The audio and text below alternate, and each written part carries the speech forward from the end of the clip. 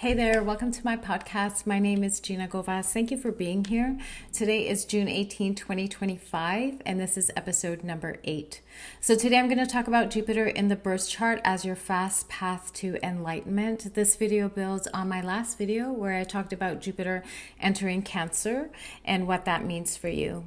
Now, I really want to make these videos helpful to be applicable for self-knowledge and self-exploration. So if you don't know your rising sign, and if you don't know the placement of Jupiter in your birth chart by sign, I've shared the link below to astro.com. It is a free website. When you get to astro.com, you can select charts and calculations. You can input your birth information there, and you will be provided with a birth chart. Now, the birth chart will have your rising sign. If you know your birth time, you'll have the angles, the ascendant, descendant, which runs across the chart. Generally, it runs horizontally. The MC and the IC runs vertically. The chart will be divided into 12 houses, into 12 different sections that represent the arenas of life. You have the zodiac around the perimeter, and all the planets will be there, different lines, red lines or blue lines, maybe some green lines. Now, if you don't know your birth time, you can still print up a birth chart or bring up a birth chart. You can just put unknown in the birth time. You won't have the division of the sky and the houses, the rising sign, or any of the angles, but you will know the placement of Jupiter in your birth chart by sign, and that is also helpful and a good way to work with Jupiter. Now, to identify Jupiter in the birth chart, look for a symbol that looks like the number 4 and notice what sign it is in. Now, what are we exploring when we talk about Jupiter? We're talking about the types of experiences that will create the stepping stones to higher consciousness, to fulfillment, joy, and ease. These are the clues that Jupiter provides in the birth chart. Now, at Turning of the Ages Mystery School, it is seen as the fast path to enlightenment, and its purpose is to serve the angles of the chart and their underlying themes. So the angles consist of the rising sign, the ascendant, and the descendant, the midheaven, and the IC. In Turning of the Ages Mystery School's paradigm, which I am a practitioner and student of, the rising sign or the descendant is seen as the personal identity project. So you are the most important and significant project you will ever work on. So this is where we ask, who am I? What is my life's purpose? What am I here to fulfill and to master?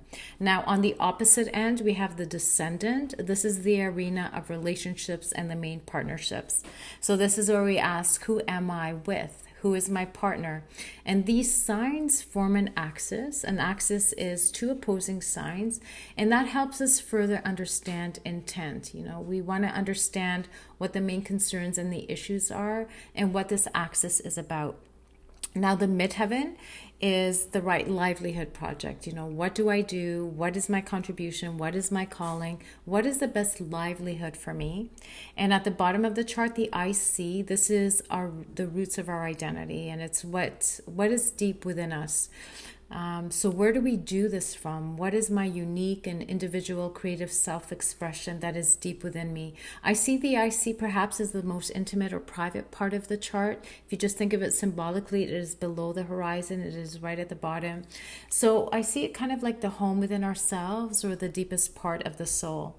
Now, each sign has a universal psychological need, so there's an essence, an expression, and a unique archetypal theme. So to give you an example of how we would work with this, how would we apply Jupiter and the angles as the fast path to higher consciousness? So recently I did an IG live with a woman named Ashley Gilmore. She is a Canadian musician, and we explored her chart in private, and then we decided to do an IG live. So I'm really simplifying this and taking nothing else from the chart under consideration. Her rising sign is in Cancer, and her natal Jupiter is in the sign of Pisces. So when Ashley was born, based on the day and location and the time of her birth, the sign of Cancer was on the eastern horizon, which is her ascendant, and the planet Jupiter was in the sign of Pisces. So as a Cancer rising, based on this paradigm, part of her life's purpose is to fulfill and master giving and receiving emotional warmth and security. We're creating new themes for home and family. It's the need to give and receive emotional warmth and security. Cancer is the fourth sign of our development, and it's the first sign we encounter the full feeling realm. So it brings us into the feeling realm where we rediscover our soul's connection to all of creation. It's really about responsible nurturing as a personal endeavor, really finding the most loving ways to commit to this process for the benefit of younger generations and future generations. Because Cancer is by nature a traditional sign on one end, but we are now revolutionizing what home and family mean. We are taking it beyond, my family, my clan, my home, and we're extending it to the global family. So what does it mean if we were to care for all children and all families? And now with Jupiter in Pisces, the fastest path to these experiences is through selfless service to others. That is the essence of Pisces, and it's not from a distorted, victimized self-sacrifice and martyrdom, but from the joy of service. We're thinking of a place of compassion and empathy, while also being committed to a dream, a vision, an ideal for mystical union. So another example would be a woman I sat with who guides meditation retreats for women to help them overcome their limitations and experience a state of higher consciousness. She is Aquarius rising with Jupiter in Virgo. So the Ascendant, who am I? What is my life's purpose to fulfill and master? Well, in Aquarius, we're here to explore a cosmic overview, to actually experience greater states of freedom. And with Jupiter in Virgo, the fastest path to that would be through sacred work. The archetypal essence of Virgo is a dedication to sacred work. So a good way to work with Jupiter in general is to use the following phrase, the quest for, and then you would fill in the blank. So what I'd like to do is actually go through all the signs of the zodiac, and that way you can have an understanding of each one, and you can apply these archetypal themes to your rising sign and your Jupiter sign to have a better understanding of how to work with it. Now, again, I have explained this in a very oversimplified way while we're just picking apart the signs to the ascendant and the placement of Jupiter. It's not something we would actually do when we're looking at a chart and exploring a natal chart consultation, for example. We would consider the aspects to Jupiter. We would look at, is this a day chart or a night chart? We'd look at the moon and the south node, because that gives us an idea of the lineage, what we're coming in with. It helps us understand where we might be over-identified or attached to parts of our psyche or experiences that are not helping us evolve. And we also want to know how all these energies interact, the planets and signs. And we would also look at the signs that resonate with Jupiter, which are Sagittarius and Pisces. So I'm going to go through all the signs. Now, every sign is on an axis that forms an opposition. So when we look at the zodiac, the 12 signs, they all have an opposition. So they're kind of like their counterparts. I see them as two sides of the same coin, and they are in opposition by a line of communication. So the first sign of the zodiac, we have Aries, and right across Aries, we have Libra. Both are cardinal initiating qualities. They initiate us into life through Libra, and we are initiated into life through Aries, and initiation into relationship through Libra. Aries says, I am. It is the autonomous sovereign self where we commit to a noble cause. We are all in. It is one directional, decisive. It is non-contemplative. It is a right it is right brain, fire, upward motions, right? We're here to protect the cosmic order. There's a need for independence and to develop self-awareness. Now with Libra, we have the phrase, I balance or rebalance. So we're here to discover conscious equal partnership to balance individual truth and consensus reality. So this axis is designed to do the most processing with partnership, where harmony and conflict are both just as important in this process. Now the next signs, we come into Taurus and Scorpio. Now this is fixed energy. It's an immovable quality. It's concerned with sustaining and maintaining the energy. So it's self-exploration and self-awareness. Now through Taurus, as an earth sign, we bring spirit into matter, and we do this. We bring spirit into the physical world to enjoy it. And in Scorpio, we have matter that is brought into spirit. We come into the feeling realm. So it is a fixed earth and a fixed water sign. Taurus says, I have.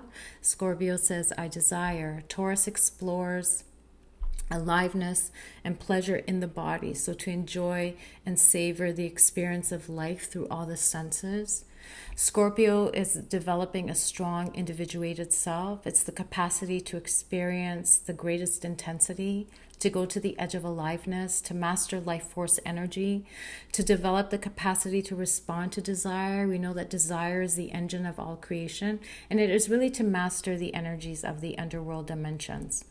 Now, next we come into Gemini on the axis of Gemini and Sagittarius. Gemini says, I think. Sagittarius says, I seek. They are mutable signs, so they're flexible and adaptable. They're concerned with change and completion. So we have mutable air, Gemini, and mutable fire, which is Sagittarius. And as a Gemini mutable air sign, we are, considering the nature of the analytical mind and all its forms of communication. And again, as a left brain analytical energy, Gemini asks, how many varieties of freedom are there? So where Gemini is the itinerary, Sagittarius is the trip. This is where the energy expands. So it is the explorer and the pioneer. This is where we ask, what is the nature of truth? What is the meaning of life? Where we expand both our mental and our actual horizons. And now we move back to the cardinal signs. We come to Cancer and Capricorn. And the cardinal signs are seasonal signs. As Aries initiates spring, the beginning of spring, Libra is fall. Cancer and Capricorn as cardinal signs bring us into summer and winter. Now, Cancer says, I feel. Capricorn says, I use. Cancer is a water sign, so it brings us into that emotional feeling realm like we talked about earlier. What is the nature of family, of home and roots? We're revolutionizing the meaning of family, nurturing, and care. And with Capricorn, we come into the earth element, right? We build the structures, and it's concerned with what is needed for a community and a culture to thrive. It brings spirit into matter, to manage it, to administer, and to govern. So this is how the signs work together, right? We have the water of Cancer that feeds the earth, and the earth stabilizes the water, it grounds the water. Now the next sign we have Leo and Aquarius. Now we're moving into that fixed energy. We have fixed fire and fixed air. Leo is the self, Aquarius is the group. Leo says, I will. So Leo resonates with the sun. So the sun is the center of our solar system. Everything revolves around the sun. So Leo, as the fifth stage of our evolution, is concerned with self-awareness, self-knowing, self-interest as a learning process and living process.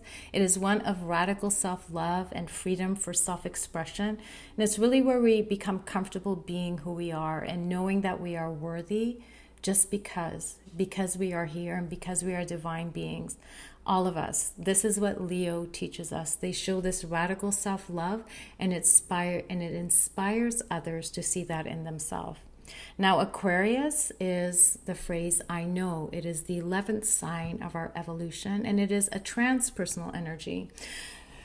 So we're looking at what is the nature of expanded states of consciousness and freedom, the self-interest and the self-interest to have the freedom to explore higher truth, higher love, egalitarian ideals, to be detached, to be able to take a broader view, to be the observer, to inspire revolution and change. And it is not necessarily a one-on-one relational, but it operates in a more impersonal way where we can take a spiritual or intellectual objective approach outside of the physical and emotional realm.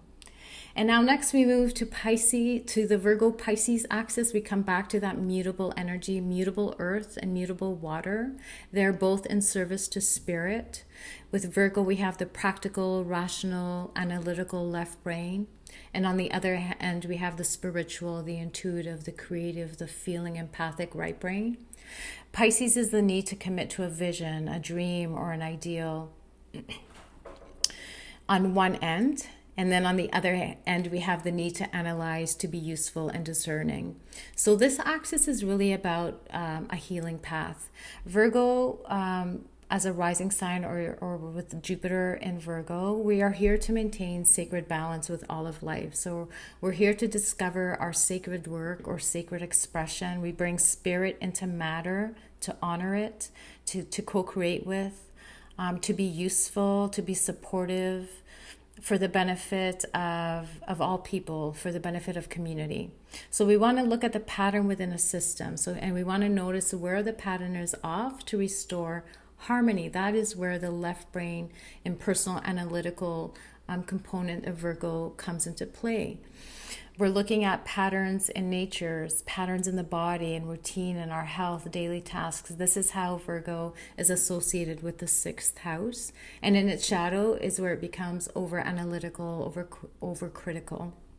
Now, Pisces is the empathic, compassionate response to the feelings of grief, sorrow, and suffering. It's where we hold space for all experiences to be had, no matter what they are. And again, in the shadow, we want to avoid this glorified martyrdom, this victimized giver from an empty cup. The gift is to be in a position where we are in service, and we want to feel the joy of being able to do so. So we always want to remember boundaries. Anytime we're dealing with water signs, especially mutable water, we always want to remember the boundaries. So I hope you can remain curious and open, and consider how this knowledge can help you co-create with life, co-create with the cosmos, how just this knowing, how this perspective can support your evolution, your personal transformation, and increased awareness, because truly we are free and have choice to the degree of our awareness. And this is where we can find that sense of empowerment. So I hope it has been helpful. I'd love to hear from you. Please share your comments, any insights. You can share your comments below. You can catch me on Instagram. You can always find me on my website as well. And until next time, take care.